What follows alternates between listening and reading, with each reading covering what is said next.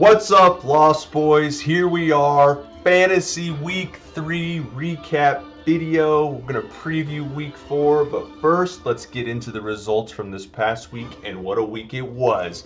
We had our Super Bowl champion, undefeated Cass, came into the week at 2-0. He takes his first loss of the week to Roman. This was a battle of 2-0 teams, guys.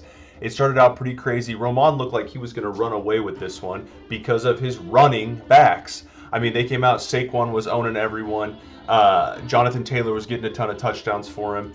This one was super close. Cass ends up making a run in the 3 o'clock games. Kyren Williams does really well for him. Tyreek is really hurting Cass right now, but that's a whole other thing. Cass's team is still so strong. Even without his 3rd overall pick, he still almost won this game. He put up 150 points. He had 5 from Tyreek and 0 from Mark Andrews.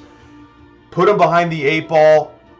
Rashee Rice looking like one of the best pick/trades, sorry Jace, in the draft. Gets him 23 points to give him a chance.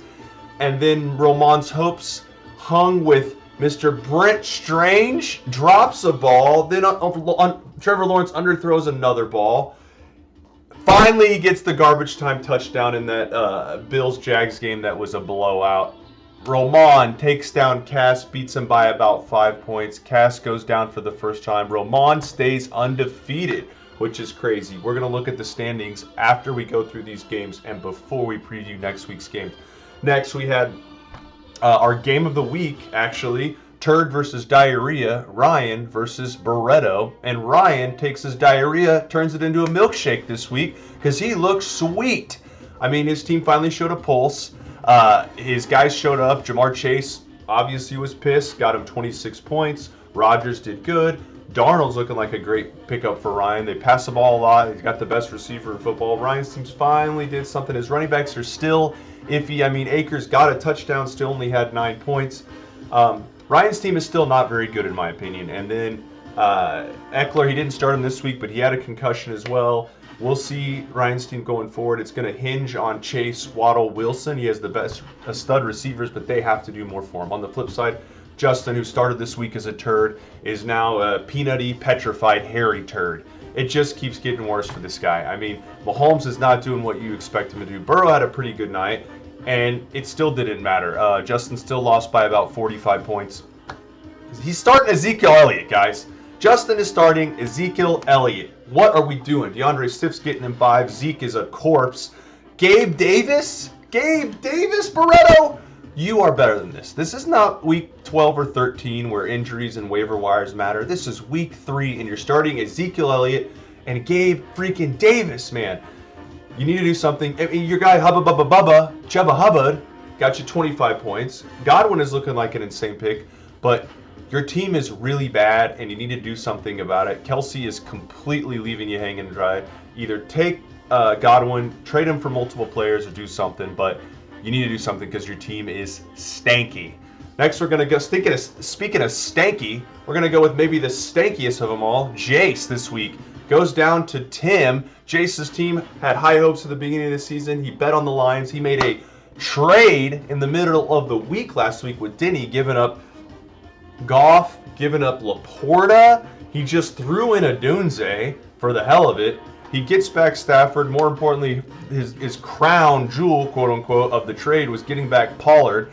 Well, Pollard wasn't a crown jewel. What looks more like a cubic zirconian this week because he got him about 4 points. I didn't like the trade when he did it. Now, I will say it does look like Laporta got pretty seriously hurt, so the trade is looking a little bit better for Jace. It didn't matter. He still got smoked. Tim didn't put up a big amount. He only put up 136 this week. Jace still lost by 30. I mean, his team just isn't doing it. Jalen Hurts does not look good. He starts Geno this week. Geno scores him 11, so that's not... His first pick, St. Brown, is doing good. He's doing St. Brown things. Another 17 points this week.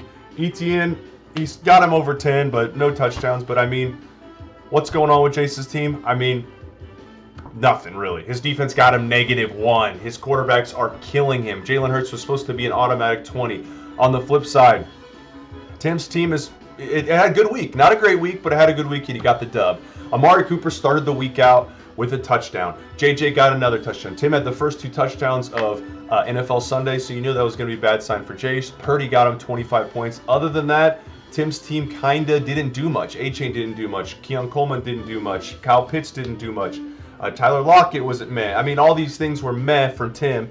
Luckily, Amari Cooper came through for him this week. That's not going to happen every week. It didn't matter, though, because Tim takes down Jace. Jace falls to 0-3. Tim moves up to 2-1. Next matchup we're going to go with, speaking of 0-2 going to 0-3, the Titty Sucker 4000.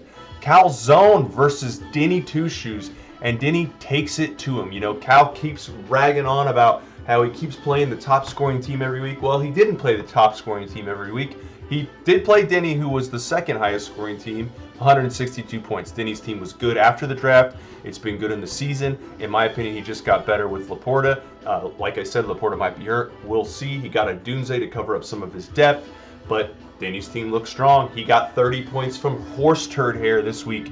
If he gets rolling, stay clear of him. Deontay, he had the balls to start Deontay Johnson with the Red Rifle starting, and it netted him 22 points. But, I mean, let's be real. He could have thrown Deontay Johnson in the garbage can with the Red Rifle. He still would have beat Cal's ass this week. He beat him by almost 50 points. Cal, if you're going to complain about losing, dude, you got to score more points. Your combo didn't do too well. CJ Stroud no-showed this week. It really hurt Nico Collins.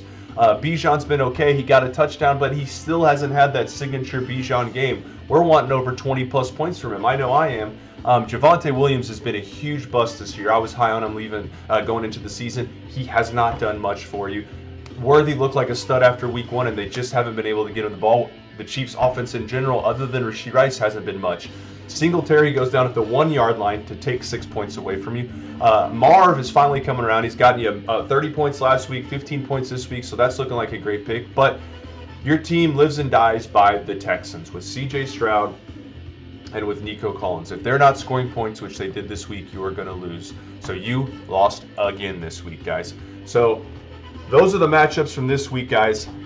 Some really good matches and some blowouts. Hopefully we have some more close matchups going forward. After this week, we're going to go to the standings. We're going to have Josh sitting up in 3-0. He's clearing everyone in points. He's gaining a lead when it comes to the tiebreakers, which points are king in fantasy. After that, Cass falls. He was in second. Denny's going to move up. He's going to be in second place. And the other undefeated team, Learning Computers. He's learning everything. He's divvying the ways. He's getting those wins. So Roman is third place. Cash stays in the playoff picture. He's in fourth place because he does have a lot of points, and he is 3-1. He still put up a good amount of points this week. Now, after that, you got Tim at 2-1. He's sitting there solely at 2-1. He's fifth place. He's right there on the level. Then you have Pat 1-2 and Llama 1-2. Both of those guys are fine. Now, knowing Ryan, as bad as his draft was, he's really good at fantasy football. He's going to make a run. He's going to do something. Same thing with Pat. He had a down week this week. He just got ran over by the machine that is Josh right now. But either way, I think Pat's team's going to come around. And then you have our 0-3 teams down at the bottom. Jace, Justin, and Cal. I think Jace is in last place, if my math is correct based on points, which is not good. He is behind Barreto, which is crazy to think. Jace needs to step it up. Justin needs to step it up. Cal's team's still looking pretty good, but he needs to get it done. Hopefully he plays some favorable matchups going forward, guys. So that's a recap of this week. That's our standings. Week 4 coming up. Let's give a quick little preview of the games. We're going to start with our game of the week, by far our best game of the year. 3-0 Josh, 3-0 Learning Computer. These guys have a history in battling in the playoffs, battling in the Super Bowls, where they're going to be battling this week in a game. Going to be a really close game. Roman has Dak going on Thursday Night Football against the giant shitty defense. Dak's going to get Roman started off with a lot of points. Josh does have Malik Neighbors, who's been a monster this year as a rookie.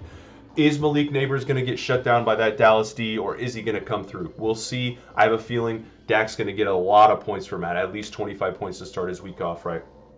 After that, he's got some huge games. Josh Josh Allen versus the Ravens. So Bills versus Ravens is going to be big. Roman has Zay Flowers. Josh has Josh Allen. Roman also probably is going to get back Jordan Love this week, and they play Minnesota in Green Bay, where the weather is still pretty good. I have a feeling that game is going to be super high scoring, which is going to help out Roman as well. On the flip side for Roman, Jonathan Taylor, which got him a lot of points this week, is going against Pittsburgh D. Pittsburgh's D is the best defense in the league. I don't think they're going to allow too much. But I mentioned that James Conner pick early in the year. Roman's got some really good matchups this week. On the with Josh though, his team's just overall really well. We're going to see which one of his guys can step it up. Breece Hall's going against Denver's D, which has been pretty good this year. Kamara, one of these guys needs to step it up for Josh. I'm going to give the edge to Josh just because I really like his quarterbacks, or even with Matt's quarterbacks. And I just think that Josh has a little bit higher ceiling this week than Matt's. Matt this sounds crazy, but the defense might be the difference here. Pittsburgh's going against Anthony Richardson, which could be a lot of sacks, could be a lot of picks, where Matt might have to pick a different defense, especially with the Chargers playing the Chiefs. May not end up well for him. I'm going with Josh on that one. Next one we're going to go with is Tim versus, actually, we're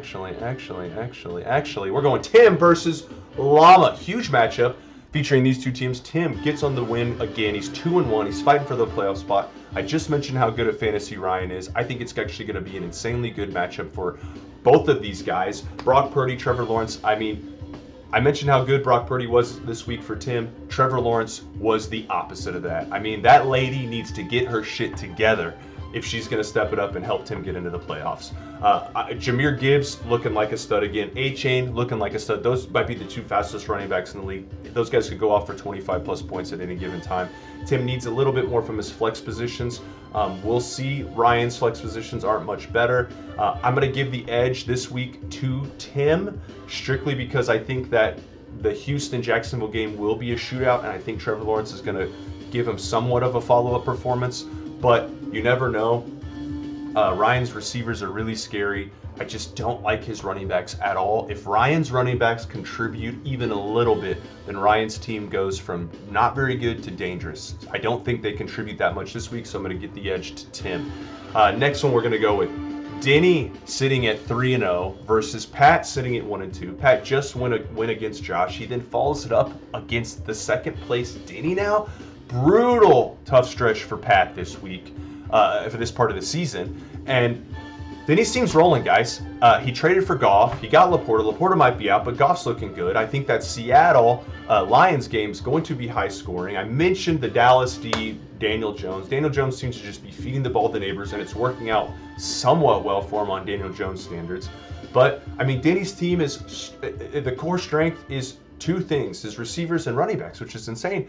If he gets A.J. Brown back, which we'll see how his hammy's feeling, Denny might be the best team in the league for sure. He's been winning these games the last 2 weeks without A.J. Brown. So Horse Turd Hair can get rolling. James Cook, they're playing against each other. Horse Turd Hair versus James Cook. So we'll see how that's going to go. If it's a running back battle, that benefits Denny. On the flip side, you got Pat. He's mentioned that Baltimore-Buffalo game. Pat has Lamar. So big game for Pat. He needs Lamar to carry him. He needs Higgins to do something. He needs Metcalf to do something. I mean, he needs his guys to actually show up. No Christian McCaffrey. No Pacheco. I mentioned Anthony Richardson. Well, who's he playing with? Oh, yeah, Pittsburgh defense. So I'm going to give the edge to Denny this week. I think his team is A, better, B, healthier, C, more matchups. So Denny takes the win this week against Pat. Our fourth matchup this week is going to go Barreto versus Cass. We're talking the worst versus the best. Our Super Bowl versus the Loser Bowl. Barreto versus Nova. This one's not going to be close, everyone. We don't even have to talk about this one. Cass team rolling. He did lose this week, but he got a couple really bad performances. Barreto, he always has bad performances because his team is just bad. Maybe if he doesn't start Ezekiel Elliott, and maybe if he doesn't start Gabe Davis, he has a slight chance. Maybe Kelsey will carry him out of nowhere and get the Mahomes to Kelsey connection, 2 touchdowns. Kelsey always does really good against the Chargers. That is Justin's only hope this week, is for a monster breakout game from Kelsey. If it doesn't happen, Cass rolls by 50. His team's still strong. He's maybe going to, obviously, Andrews ain't going to get him 0 again. So, big win for Cass this week. I think he takes down Barreto. no problem at all. And our third and final game, we had the Turd Bowl last week. We're going to have the Feces Fanatic Bowl this week because these two guys are dropping dies left and right. Jace versus Cal, 0-3 versus 0-3. It ain't pretty. It ain't pretty at all. Cal has had some tougher opponents. Jace just is no showing this year. He said he's done with fantasy 19 times. We'll see if he makes it 20 this week. I bet he does because his team's going to go down to Cal. His players just aren't performing. He made a trade out of desperation. I don't even know if Tony Pollard's going to get him a touchdown at all this week. He might because he's going against Miami defense, which should be his only help. But I mentioned that Jacksonville team, C.J. Stroud, Nico Collins, high-scoring game in Houston. Stroud is a great player. He's not going to have 2 duds in a row, and I think that's what's going to give Cal the edge over Jace. Jalen Hurts needs to have a 30-point fantasy game against Tampa Bay. Now, that game could be super high scoring, but we'll see. I think this game's going to be closer than I think this game's going to be a higher scoring game than 2 0-3 teams usually do it. But at the same time, I'm going to give the edge to Cal just because I think his team is a little bit better right now. So that's going to be the last matchup of the week, guys. I think it's going to be insanely fun. Week 4 of fantasy football. I hope you guys are all going well. And more importantly this week, it's wedding week, Tim. I can't wait to celebrate with you. Patty, Denny, all you guys coming in town. I cannot wait to see you guys this week. It's going to be so much fun. We're going to have a blast, dance our asses off. I love you guys. Go Chiefs. Go Bears. Have a good night.